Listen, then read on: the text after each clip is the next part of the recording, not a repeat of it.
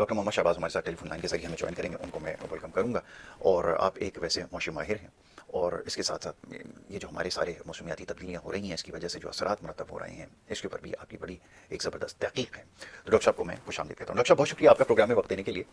जी, आपका बहुत शुक्रिया आपका। डॉक्टर साहब, अभी मामला और मौजू यही ज़ेर बहस है कि ये जो इस वक्त गैर मामूली सूरत हाल है, इससे कैसे बचा जा सकता है, और ये जो तबाकारियाँ हो रही हैं, इसका अंदाज़ा कैसे लगाया जाएगा, ये एक सबसे ज़्यादा ज़रूरी सवाल है।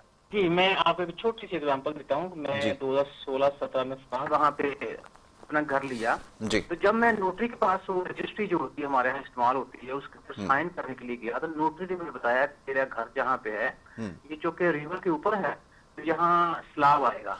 जी। तो मैं थोड़ा सा ना परेशान हो गया। तो उसने कहा इतनी परेशानी की बात नहीं है, स्लाब जो है ये 99 ईयर्स के बाद आएगा। जी।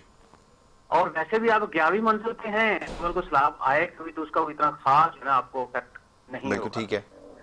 अब बात इसमें देखने वाली ये है कि हम पिछले कई दिनों से ये रोना रोक रहे हैं कि 38 साल बाद ये स्लाब आया है। जी।